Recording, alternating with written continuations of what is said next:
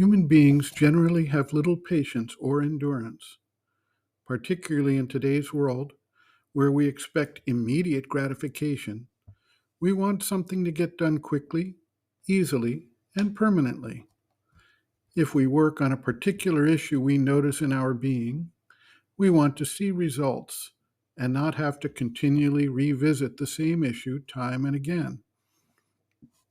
While we hold such expectations, they do not work out in actual fact, and this leads to frustrated expectations and eventually recoils into despair, hopelessness, and depression.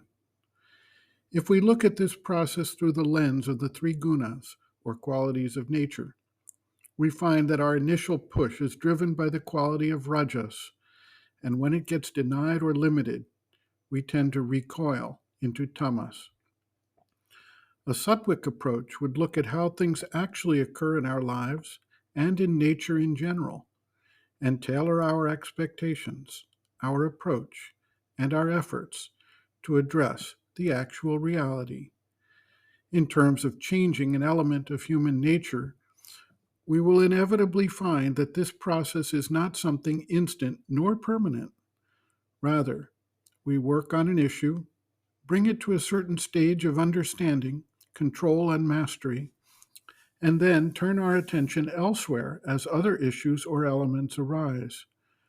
What we have not recognized is that we have left the seed of the behavior or concern alive in the subconscient, and once the circumstances once again favor it, it sprouts up again, and we have to address it once again.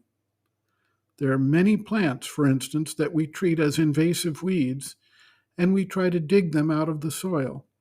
Yet, if even a tiny portion of the root is broken off in the soil, it regrows the plant.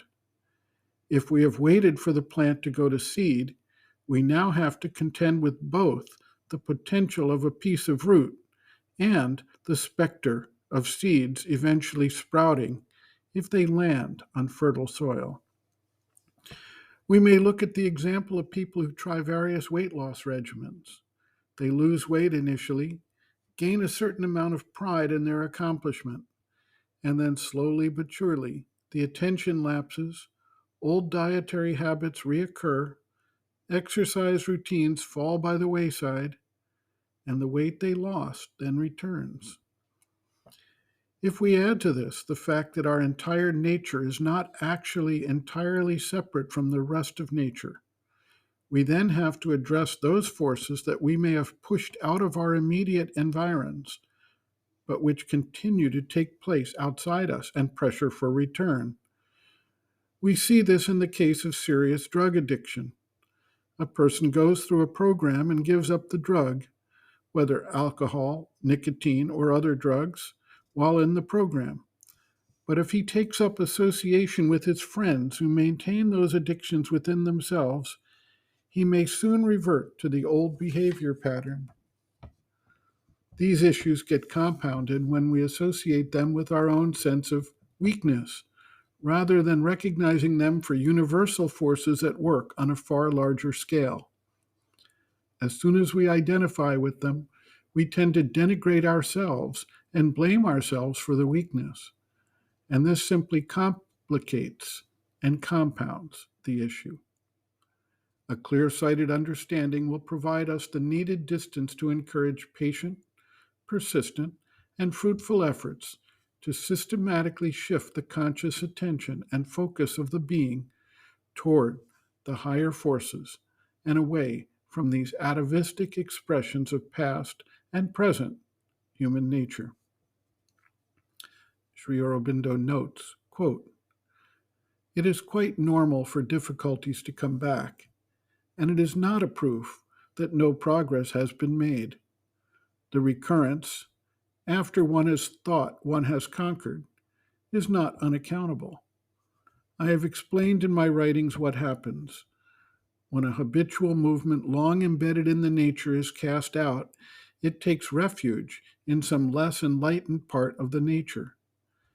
And when cast out of the rest of the nature, it takes refuge in the subconscient, and from there surges up when you least expect it, or comes up in dreams or sudden inconscient movements, or it goes out and remains in wait in the environmental being through which the universal nature works and attacks from there as a force from outside, trying to recover its kingdom by a suggestion or repetition of old movements. One has to stand fast till the power of return fades away. These returns or attacks must be regarded not as parts of oneself, but as invasions, and rejected without allowing any depression or discouragement. If the mind does not sanction them, if the vital refuses to welcome them, if the physical remains steady and refuses to obey the physical urge, then the recurrence of the thought, the vital impulse, the physical feeling will begin to lose its last holds, and finally, they will be too feeble to cause any trouble. End quote.